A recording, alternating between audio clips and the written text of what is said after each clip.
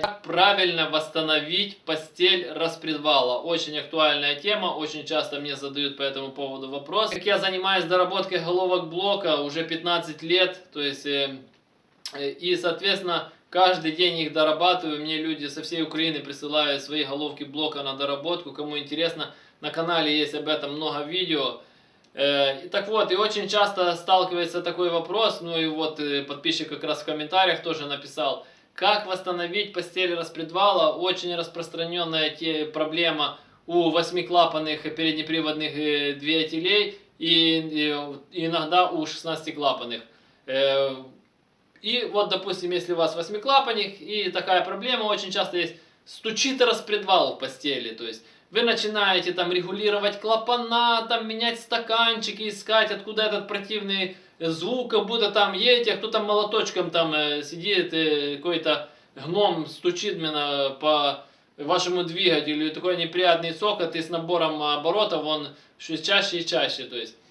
И вы ездите к регулировщикам клапанов, он там колдует шайбами, что-то меняет, но проблема не уходит. Это значит, что у вас разбита постель распредвала. Почему она разбивается? Из-за основные причины это из-за того, что используете плохое масло, меняете не вовремя масло. Может, вы и меняете, и вовремя, и хорошо заливаете. Ну, если вы машину покупали не новую, вы не знаете, что было до вас. То есть, как там ездили, как эксплуатировали.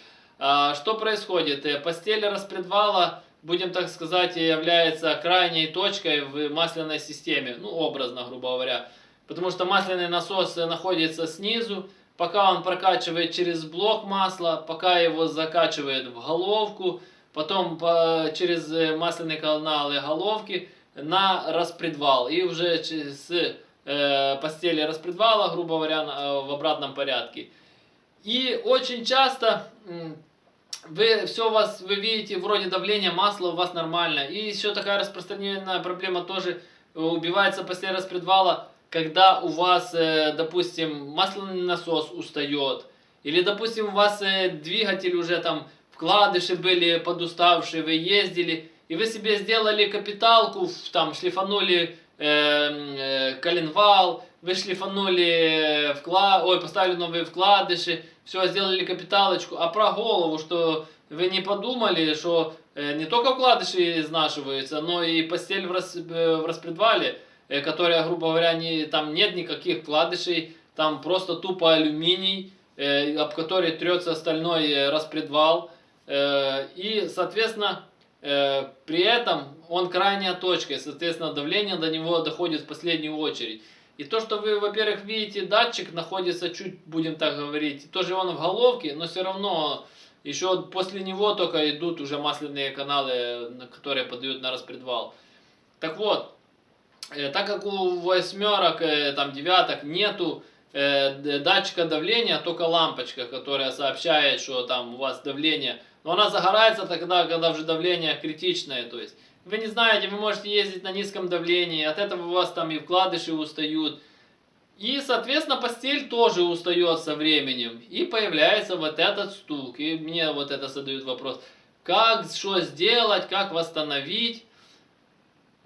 Начнем с конца. Никак. Почему никак? Потому что я всегда всем рекомендую лучше в таком случае искать другую головку блока. Постель распредвала можно восстановить. Но, во-первых, это еще надо поискать мастеров с правильными станками. Потому что по-нормальному это делается так. Фрезеруется плоскость верхних крышек. Соответственно, для того, чтобы крышки подсели ниже. И потом на специальном станке прогоняется фреза. И она прорезает, соответственно, новые постели под распредвал. То есть, но, опять же, надо очень точно это сделать. Если там фреза немножко не угадает, или зазор будет больше, распредвал будет болтаться, и со временем это все опять начнет стучать, разбивать. Или его подкусит, и, соответственно, он начнет делать задиры, и опять же та же самая ситуация, разобьются постели. Многие там, так сказать, умники берут просто верхние крышки, там на наждачке, там на шлифовальном камне, сточил и типа прижал распредвал, и типа я решил эту проблему. Да, эта проблема решится, но очень ненадолго, потому что вы не забывайте, что убивается не только верхние постели, но и те постели, которые находятся в головке. И очень просто это все проверить. Допустим, очень часто просто рассухаренные там головка, то есть чтобы распредвал был свободный. И вот так ставить, и он будет, допустим, относительно болтаться. А еще проще проверяется, ставите распредвал, ставите одну постель и прижимаете рукой, или можете там гайками зажать. И за вторую сторону вот так его. Если он болтается, соответственно, там уже постель разбита. И потом в обратном порядке. Эту сняли, эту поставили. И вот так проверяете. То есть от того, что вы там прижмете, да, он закусится немного. То есть ему станет туже. Но он потом опять, так как на нижней части, он будет как на качелях. И он разобьет потом в итоге опять верхние части. Многие тоже думают, пошел в магазин, купил новые верхние постели. И думает, решил эту проблему. То же самое. Толку от того, что верхние новые, типа, а старые убиты, это все разобьется. Поэтому я рекомендую, если у вас разбита постель, просто ищите другую хорошую живую головку блока с живой постелью. Ну а для того, чтобы таких проблем не возникало, просто не допускайте до того, чтобы постель убивалась. Потому что, я же говорю, причины это все те же. Масло, давление, и катаетесь на убитых двигателях до последнего, потом капиталите низ, а потом вспоминаете, что голова застучала. То есть, ну и так же само сам распредвал, то есть нужно смотреть на его состояние. Если была убитая постель, соответственно, она даст износ и на шейке распредвала. Поэтому, если вы нашли другую голову, посмотрите, во-первых, на состояние распредвала не только постелей. Должны быть живые и постели, и должен быть живой распредвал. Вот так же само простым способом это проверяется, чтобы оно не болталось.